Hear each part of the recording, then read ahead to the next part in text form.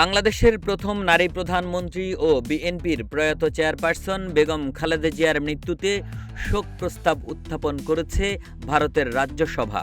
২৮ জানুয়ারি দেশটির সংসদে এই সংক্রান্ত একটি প্রস্তাব উত্থাপন করা হয়। খালেদা জিয়া ৩০ ডিসেম্বর ঢাকার এভারকেয়ার হাসপাতালে ইন্তেকাল করেন। তার প্রতি শেষ শ্রদ্ধা জানাতে ঢাকায় আসেন ভারতের পররাষ্ট্রমন্ত্রী এস জয়শঙ্কর। এছাড়া খালেদা জিয়ার মৃত্যুতে গভীর শ্রদ্ধা ও সমবেদনা জানান ভারতের প্রতিরক্ষা মন্ত্রী রাজনাথ সিং। তিনি বলেন, ভারতের সঙ্গে বাংলাদেশের সম্পর্ক জোরদারে গুরুত্বপূর্ণ অবদান রেখে গেছেন সাবেক প্রধানমন্ত্রী খালেদা জিয়া। তার এই অবদান সবসময় স্মরণ করা হবে। নয়াদিল্লিতে অবস্থিত বাংলাদেশ হাইকমিশনে গিয়ে খালেদা জিয়ার প্রতি শেষ শ্রদ্ধা জানিয়ে শোক বইতে তিনি এই বার্তা লেখেন ও স্বাক্ষর করেন।